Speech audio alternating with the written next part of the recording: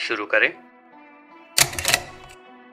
Mental health के solutions के बारे में जितनी बात करी जाती है, मोर ऑफन देन नॉट इस बात का कंफ्यूजन हमेशा बना रहता है कि इसको अपने लाइफ में एग्जीक्यूट कैसे करना है।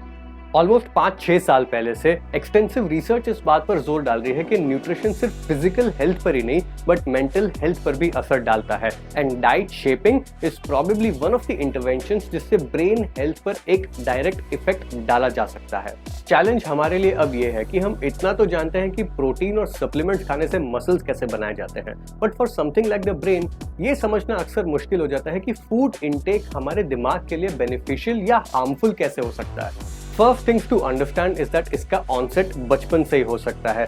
चाइल्डहुड से जो हमें डाइट दी जाती है it kind of shapes the preferences and choices जो एडल्टहुड तक हमारे साथ रहता है।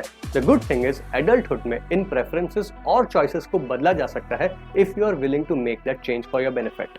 लगभग 5 साल पहले न्यूट्रिशनल साइकियाट्री ने मेंटल हेल्थ केयर में कदम रखा after a few evidences were found कि कैसे कुछ फूड ग्रुप्स और सप्लीमेंट्स हमारे मूड बैलेंस को अफेक्ट कर सकते हैं।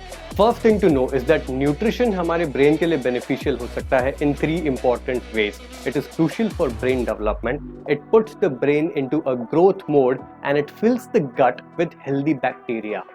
अब ये सब जरूरी क्यों है? Brain development is good for all voluntary and involuntary functions. अब ब्रेन की जरूरत कितनी ज्यादा है बॉडी को, इस पर स्ट्रेस डालने की जरूरत तो मुझे लगता है कि नहीं है। Healthier brain is equal to faster response of impulses throughout the body including immunity response. Brain को ग्रो करने की जरूरत क्यों है? Supplements like omega 3 and zinc boost the level of substances in the brain जो neurons को एक दूसरे से कनेक्ट करते हैं। न्यूरॉन्स यानी कि brain cells. A diet which is very high in saturated fats and sugars have a negative impact on this connectivity.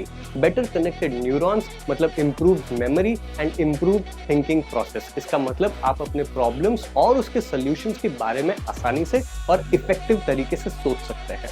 Talking about the healthy bacteria, foods which are very high in probiotics help in maintaining a healthy gut environment or biome. इस biome के होने की वजह से inflammation कम होती है जिसकी वजह से आपका mood और कॉग्निटिव बिहेवियर दोनों इंप्रूव रहता है। तो what kind of food do we eat for this? इसके लिए आप अपने डाइटिशियन को कंसल्ट कर सकते हैं who can probably guide you for your specific diet, but as a thumb rule avoid sugars, avoid fried and fatty food items because saturated fats and sugars तो वैसे ही हेल्थ के दुश्मन होते हैं and one of the toughest addictions to let go. Increase protein intake. Carbohydrates and fats को limited रखिए. It is not a good idea to cut them off completely because carbs are required for quick brain function. किसी भी nutritive source को completely हटा देना is not the right answer. Limiting harmful sources जिनको ज़्यादा खाने से नुकसान हो सकता है is probably a right way to go ahead.